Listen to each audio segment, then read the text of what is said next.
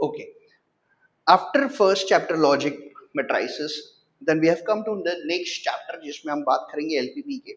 LPP के ज़्यादा आपको कौन से एक्सरसाइज पे फोकस करना है? सबसे पहले आप फोकस करेंगे 7.3 पे। 7.3 पे जब आप सॉल्व करने जाएंगे तो सबसे पहले ये एक सम सॉल्व करिएगा। ओके, फर्स्ट सम पे आपको फोकस करना चाहिए, एक सम नंबर 2 पे आपको फोकस कर देना चाहिए, और एक है आपके पास ये लास्ट के दो सम्स, ये one of the most important है, और ये जॉन वाला सम तो सबसे बढ़िया इंपॉर्टेंट सम है।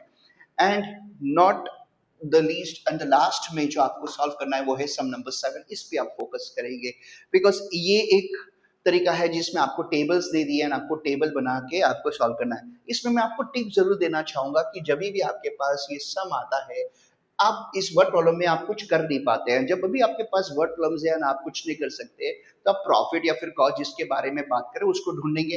तो कुछ हिंट दिए मैंने आप बोला प्रॉफिट या फिर कॉस्ट। अभी यहाँ पे बात कर रहे हैं प्रॉफिट कॉस्ट के बारे में कि फूड ए के बारे में, तो जिसके बारे में बात करेंगे वो इवेंट ऊपर आएंगे। बाकी सब चीजें जैसे आपके पास है विटामिन, फिर आपके पास है carbohydrates, fats, carbohydrates and proteins यहाँ आएगा। और अगर इधर आता है प्रॉफिट तो इधर प्रॉफिट लिखेंगे, अगर इधर कॉस्ट आएगा तो इधर कॉस्ट लिखना है, इधर कॉस्ट आएगा तो इधर आप लिखोगे मिनिमम रिक्वायरमेंट के ऊपर, और इधर प्रॉफिट आए उधर आएगा मैक्सिमम अवेलेबिलिटी। एंड जब आपकी इन इक्वेशन जब सॉल्व होगी, अगर आप देखेंगे तो इधर आप लिखेंगे 18, 28 एंड 14। अगर मैं टेबल्स की बात करूं, एंड 1 यूनिट्स ऑफ फैट्स हो गया 4 हो गया, आपके पास 14 हो गया, आपके पास 8 हो गया, एंड आपके पास ये 6, 12 और 8 हो गया, और ये यहाँ पे आपका पास दिया 4.5, या आपके पास दिया 3.5। This is how you draw the table.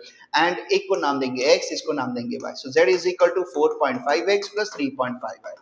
And इसमें आप लिखेंगे सब्जेक्ट टू कंस्ट्रेंट्स में आप लिखेंगे 4x प्लस 6y।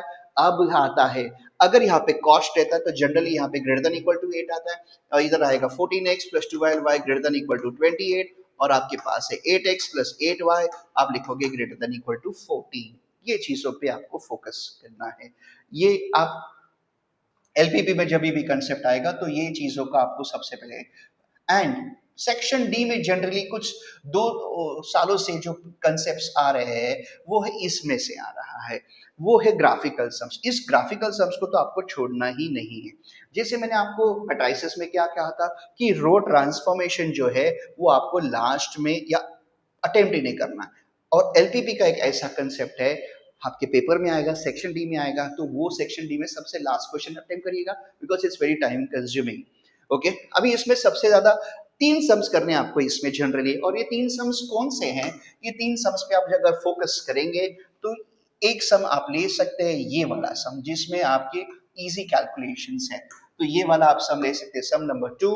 इसके बाद सम नंबर 2 के बाद एक सम कर लीजिएगा सम नंबर 7, और एक तो ऑर्डर देखेंगे तो 1, 2 एंड 3 ये ऑर्डर को फॉलो करना जरूरी है। इससे आप मोस्ट ऑफ द कंसेप्ट्स आप आपके एलपीपी के लिए क्लियर कर सकते हैं। एंड बेसिकली जब भी आप पढ़ोगे तो एलपीपी के लिए आपको कम से कम मैक्सिमम 1 आवर देना चाहिए पढ़ते वक्त। 1 आवर 50 मिनट्स, 15 मिनट्स सम के लिए, एंड वर्ड प्रॉब्लम्स के लिए आप 15 से 20 मिनट्स यूज कर सकते हैं।